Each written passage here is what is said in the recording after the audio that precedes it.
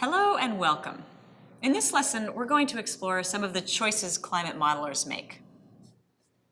Climate models vary widely, from those that include few processes and average over large space and time scales, to those that explicitly attempt to model many interrelated processes and deal with smaller increments in space and time. It is impossible to truly capture a representation of the actual Earth, so modelers make choices. Their choices depend on the question of interest, and also are ultimately limited by time and computing power.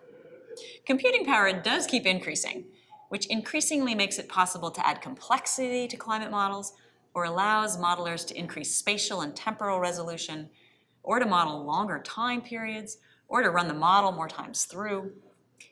Here we're going to talk about some of the choices you might face if you become a climate modeler.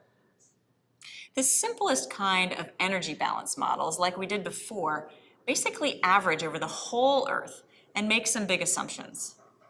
But those models are still useful to do things like estimate how long it might take for Earth to regain energy balance after a perturbation, or to estimate what might happen to Earth's average temperature if, say, overall reflectivity changed, for example. But we can get more complicated and model smaller scale processes if we conceptually divide Earth up into smaller pieces. The size of the pieces depends on what processes we're interested in studying. For example, if you're learning to identify continents, you don't need a particularly detailed world map. But if you're trying to find an address in an unfamiliar city, you need some small scale detail. Here, one might choose to divide up the Earth into latitude bands. Just getting more detail by latitude can be informative because there are different things going on at the equator compared to the poles, particularly regarding energy coming in and leaving. The next step might be to also divide the Earth up by longitude and create smaller boxes instead of bands.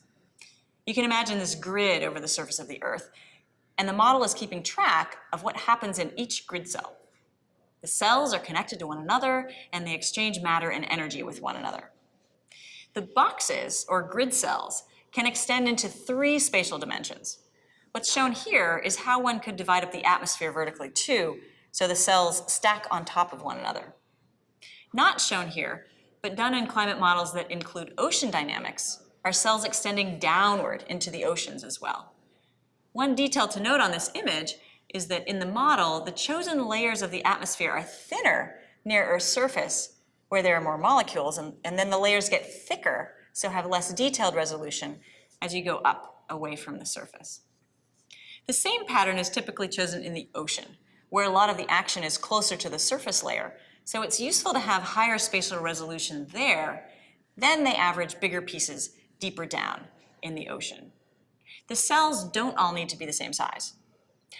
Also not shown here is surface topography, like mountain ranges, which stick up into the atmosphere and sometimes need to be taken into account, depending on what questions you're trying to answer. When should you stop dividing the Earth into smaller pieces in your model? If you model only the average Earth, you can address questions about the average Earth.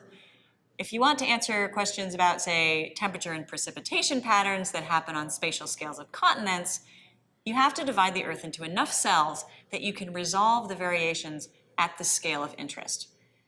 If you wanted to include hurricanes in your climate model, you need to have small enough cells to resolve hurricanes, and typically that would mean having at least 4 cells in the space covered by one hurricane. If you're not answering questions where you need to know what the hurricanes are doing, though, you don't need to have cell sizes that small.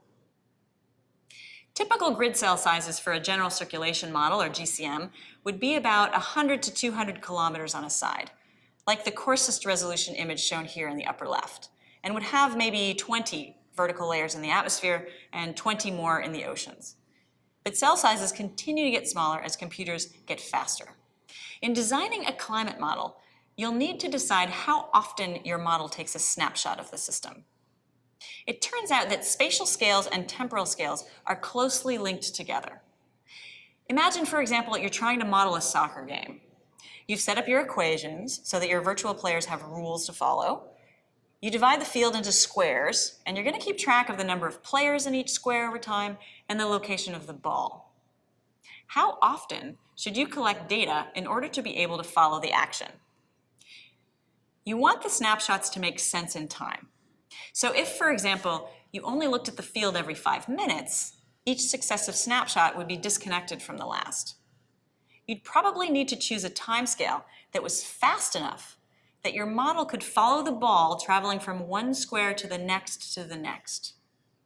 If you choose tiny squares, you'd have to choose a very short time step too, because the ball can travel across a small square faster than it can travel across a bigger square. So the smaller the square, the smaller the time step required. For a typical general circulation model that's trying to capture the action in the atmosphere at spatial scales of 1 to 200 kilometers, a typical time step is 20 minutes to an hour. If you're trying to model the growth and decay of massive ice sheets on timescales of thousands of years, you don't need to have your model look every virtual 20 minutes. In a soccer game, there aren't that many things to keep track of. In a climate model, for variables in the atmosphere, it would be pretty normal to keep track of temperature and humidity, how much water was in what phase, that is solid ice, liquid droplets, or water vapor, and the mass of the atmosphere. The model would also be tracking energy flows from the surface into the atmospheric cells right next to the surface, and from those to the cells around them.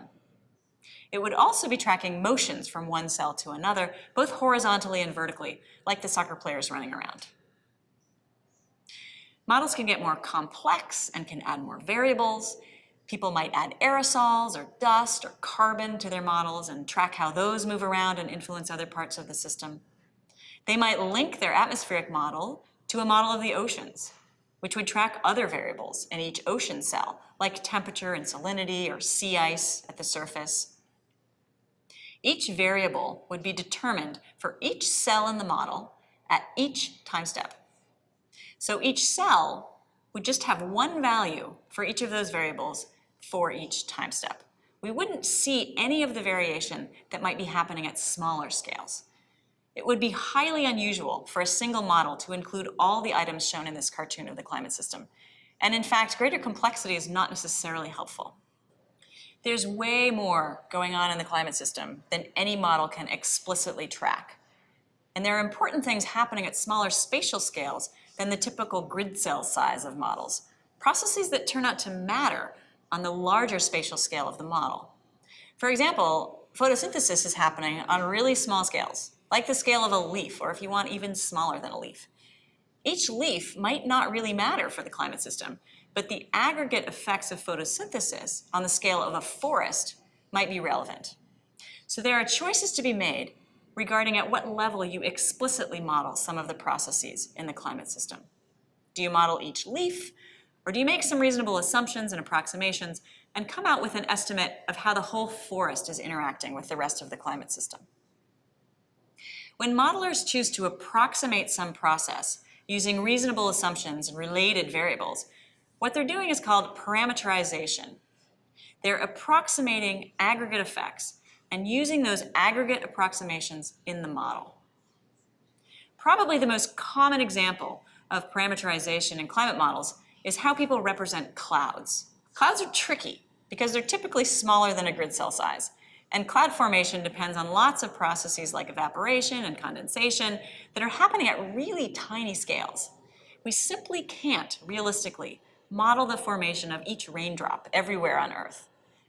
So modelers use other variables, like temperature and relative humidity, which are related to cloud formation, to approximate how much cloud cover there would likely be in a particular grid cell, and to estimate the range of droplet sizes, which matters for things like reflectivity of the clouds. So parameterizations are reasonable and useful approximations. Some models are specifically designed to simulate short time periods on the order of decades. These are usually the most complex models with the highest resolution and the most things to keep track of. Other models are typically run out a century or so, which is common for questions of interest to humans alive today, since it's a time frame we can get our heads around. We can imagine one fairly long human lifetime. Some models, however, are designed to simulate thousands of years. These models are often tested against geological observations and are run thousands of years into the future to address questions like, what's the long-term fate of our atmospheric CO2 emissions? Or maybe how long might it take to melt most of the ice on Greenland, given some future emissions trajectory. So you'll need to choose how much virtual time to cover. All of these choices have trade-offs. One of the trade-offs involves computing time.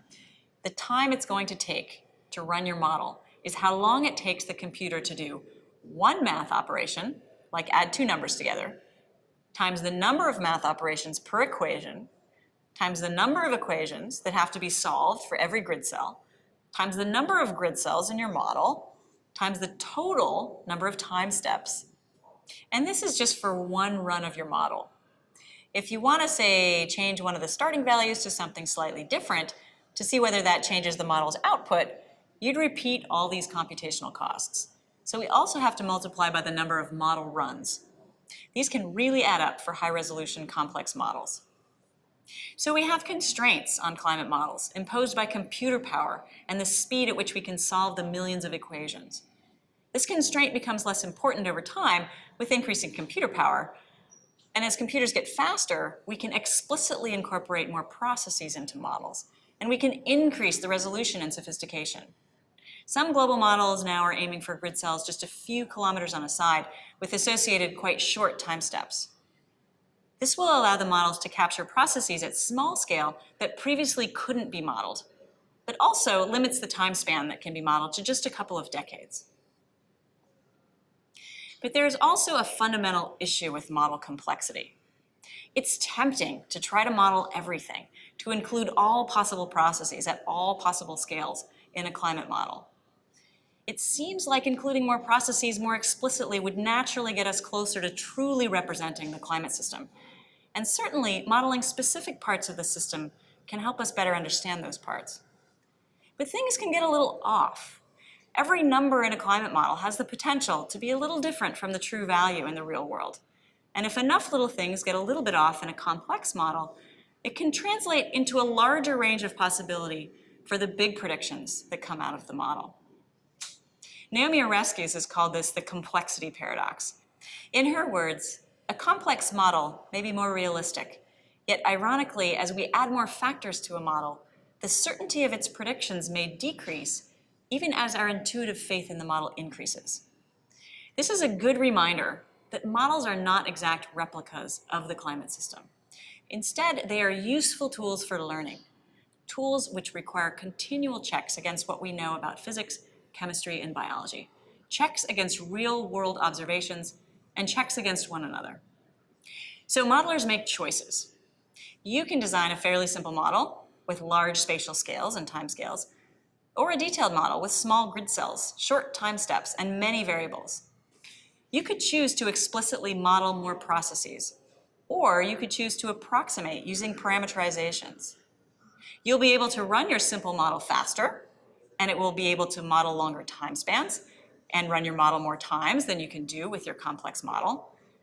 But ultimately, your choices will depend on what questions you want to address through modeling.